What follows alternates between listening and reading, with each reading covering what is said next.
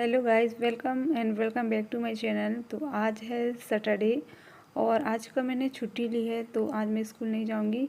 और अभी बज रहे हैं 8 बजे मैंने यहाँ पर सब्ज़ी वगैरह बनाने के लिए स्टार्ट कर दिया है। और यहाँ पर एक साइड दलिया बन गया है और देख सकते हैं मैंने आलू और सेम की सब्ज़ी बनाई है। और आज स्कूल नहीं जाऊंगी तो आज बहुत सारा घर का काम भी किया जाना है, क्योंकि मुझे संडे को जो है शॉपिंग करने के लिए जाना है। मेरी ननद की शादी आ रही है, तो उसी के लिए बहुत सारी शॉपिंग होगी।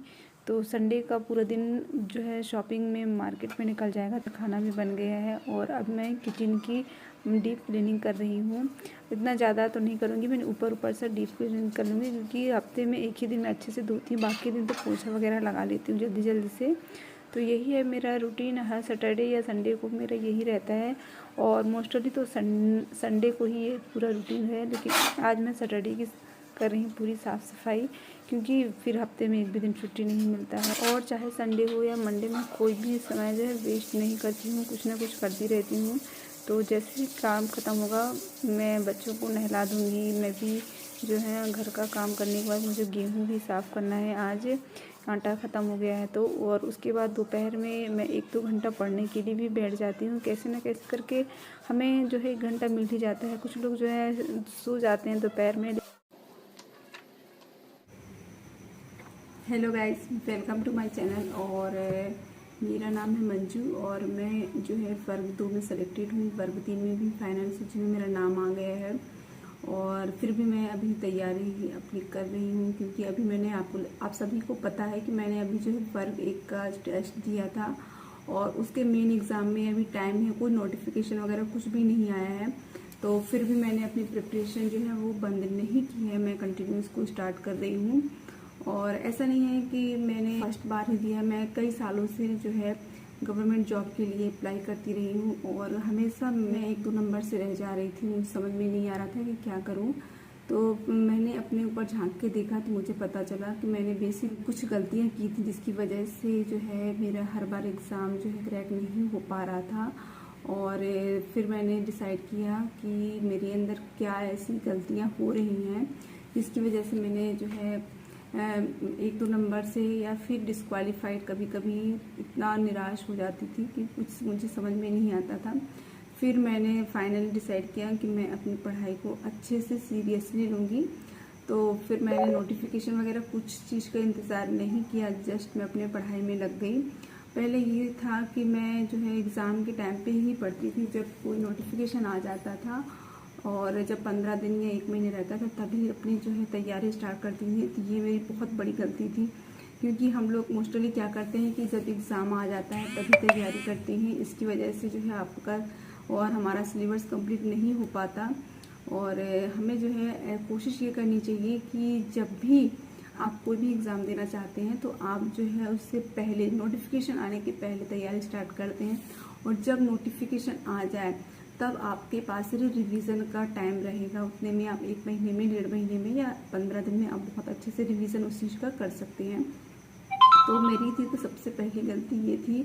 और दूसरी बड़ी ये गलती थी, मैं जो हूँ यहाँ वहाँ की किसी की भी बातों में आ जाती थी कि इसमें से नहीं आएगा, इस बुक से नहीं आएगा, क्या पढ़ रही हो क्या नहीं पढ़ रही हो, किस बुक से पढ़ना चाहिए। तो मैंने एक अपना टाइम शेड्यूल कुछ भी नहीं बनाया था। और जब मैंने अपना टाइम शेड्यूल बनाया, पढ़ने का ये तरीका नहीं है कि एक दिन में कितना घंटा पढ़ना चाहिए। मेन तरीका ये है कि आपके कितने टॉपिक हैं और एक दिन में आपको कौन सा टॉपिक पूरा क्लियर करना है, चाहे वो 1 घंटे में हो जाए, चाहे आधे घंटे में या 10 घंटे में, ये आपके ऊपर है। मतलब जितना भी आपको पढ़ना है वो टॉपिक वाइज पढ़ना है, आपको जो है टाइम पीरियड नहीं देखना है। मैंने जो है ऐसी ही तैयारी की है। मैंने मेरा दिन का शेड्यूल मैं सुबह ही बना लेती थी, सुबह मुझे कितना पढ़ना है और मुझे क्या क्या पढ़ना है और मैं कितने घंटे में पढ़ सकती हूँ। और ये क्या है कि हाउसवाइफ हैं तो इस वजह से जो है हम लोगों को रेगुलर तो टाइम नहीं मिलता कंटिन्यूस पढ़ने का। तो हम काम के बाद 10-15 मिनट ऐसे मिल जाता है तो वहीं से हम निकाल लेते हैं और थोड़ा थोड़ा पढ़ते रहते हैं, तभी हमारा जो 6 घंटे 7 घंटे का या फिर अपना टॉपिक है जितना भी वो क्लियर हो पाता है। और हमें उससे रिलेटेड क्वेश्चन आंसर भी लगाने पड़ते हैं। तो मेरा ये था कि मेरा शेड्यूल जो है वो बिल्कुल भी ख़राब था, बहुत ही ऐसा था कि मैं सोचती थी कि मुझे टाइम ही नहीं मिलता पढ़ने का। मुझे फिर रियलाइज़ हुआ बाद में कि मुझे टाइम मिलता नहीं है, हमें निकालना पड़ता है टाइम, और हर टाइम का हमें यूज़ करना आना चाहिए कि हमें उस टाइम को कैसे यूज़ करना है। और उसके बाद फिर मैंने एक अपनी पूरी दिनचर्या बनाई। मैंने पेन और कागज़ लिया, मैं दिन भर में क्या क्या पढ़ सकती हूँ और दिन भर में क्या क्या काम करती हूँ, कहाँ मेरा टाइम जो है वेस्ट हो रहा है, इस पर मैंने ध्यान दिया। और जहाँ पर मेरा टाइम वेस्ट हो रहा था तो वहाँ पर मैंने अपना जो है स्टडी का टाइम फिक्स किया, और टाइम के अकॉर्डिंग काम करते करते धीरे धीरे 1-2 दिन में थोड़ी थोड़ी प्रॉब्लम्स आती हैं, लेकिन अब जब भी आप जो किसी भी शेड्यूल को पूरा करने की कोशिश करेंगे तो धीरे धीरे आपका जो है मेन फोकस होने लगेगा, धीरे धीरे वो चीज़ होने लगेगी। तो आपको घबराना नहीं है। अगर शुरू में आपका जो टाइम टेबल है वो अगर फॉलो नहीं होता तो धीरे धीरे होने लगेगा टाइम टेबल फॉलो। लेकिन आपको बिल्कुल टाइम वेस्ट नहीं करना है। और आपकी अभी बिल्कुल भी अगर प्रिपरेशन नहीं हुई है तो अभी से गाइस, अभी से लग जाइए। अगर आपको जॉब चाहिए, आप मुश्किल से 6 महीने अच्छे से पढ़ लीजिए, बिना कोई नोटिफिकेशन आए। आप जिस भी चीज़ की तैयारी करना चाहते हैं, जिस भी गवर्नमेंट एग्ज़ाम में आप जाना चाहते हैं, उसके लिए आप अभी से लग जाइए। आप ये मत सोचिए कि वैकेंसी कब आएगी कब नहीं आएगी, आप बिल्कुल भी छोड़ दीजिए। आप अपने सिलेबस पे फोकस कीजिए और आप अपने सब्जेक्ट पे फोकस कीजिए। अगर आपका सब्जेक्ट अच्छा है, आप जिस भी सब्जेक्ट के हैं, तो मेरा मानिएगा आपका जॉब 100% लग जाएगा और आप जो है क्वालिफाइड ज़रूर हो जाएंगे। और एक बात और है कि मैं हमेशा जो है निगेटिव सोचती थी, मोस्टली बहुत ज़्यादा निगेटिव सोचती थी कि ऐसा नहीं होगा, मेरा नहीं हो सकता है। मुझसे भी बहुत पढ़ने वाले जो है कैंडिडेट हैं, और मैं एक हाउसवाइफ है, मैं कितना पढ़ लूँगी, वो तो बाहर रहते हैं, कोचिंग कर रहे हैं, और इतना सारा उनके पास मटेरियल है, और पता नहीं क्वेश्चन कहाँ से बनेंगे, कैसे बनेंगे। तो मैं हमेशा यही सोचती रहती थी कि मेरे पास कुछ लिमिटेड बुक हैं और लिमिटेड रिसोर्स है, कोई कोचिंग नहीं है, सेल्फ स्टडी ही करना है, मेरा नहीं हो पाएगा। और बहुत सारे ऐसे ख्यालात दिमाग में आते थे, और यहाँ वहाँ की किसी की भी बातें सुनने से भी हो जाता कि ये यहाँ कोचिंग पढ़ रहा है, ये वहाँ कोचिंग, उनका नहीं हुआ तो तुम्हारा क्या होगा।